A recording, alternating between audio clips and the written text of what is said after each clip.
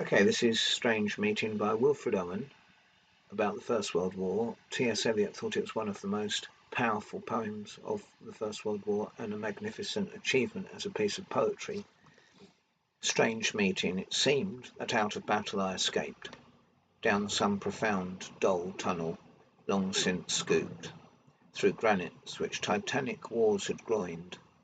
Yet also there encumbered sleepers groaned, too fast in thought or death to be bestirred. Then, as I probed them, one sprang up and stared with piteous recognition in fixed eyes, lifting distressful hands as if to bless. And by his smile I knew that sudden hall, by his dead smile I knew we stood in hell. With 1,000 fears that vision's face was grained, yet no blood reached there from the upper ground, no guns thumped, or down the flues made moan. Strange friend, I said, there is no cause to mourn. None, said that other, save the undone years, the hopelessness. Whatever hope is yours was my life also. I went hunting wild after the wildest beauty in the world, which lies not calm in eyes or braided hair, but mocks the steady running of the hour. And if it grieves richlier than here.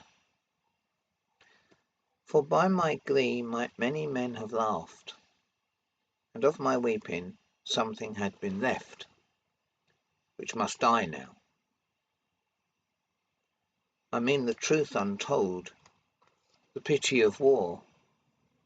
The pity was distilled, now men will go content with what we spoiled, or discontent boil bloody and be spilled.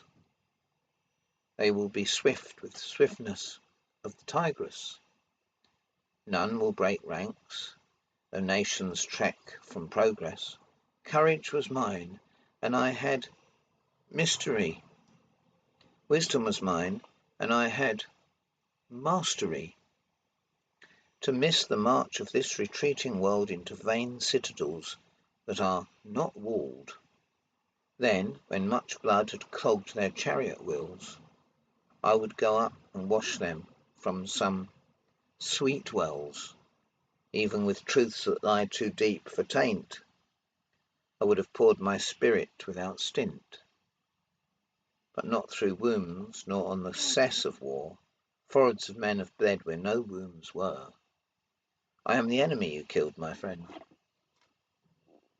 I knew you in this dark, for so you frowned yesterday through me as you jabbed and killed. I parried, but my hands were loath and cold. Let us sleep now. I don't think anybody could read a poem like that and not be chilled to the marrow by the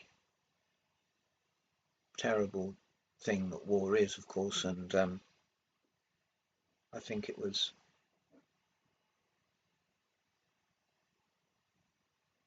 William Butler Yeats who once said to Wilfred Owen, you shouldn't write about war. War is not a subject for poetry. And Wilfred Owen wrote back and said, I've never much been interested in poetry. And he once said that his poetry is about war and the pity of war, and his poetry is in the pity. This is a fine example of that. So, on that sad note, but fantastic poem, I bid you adieu.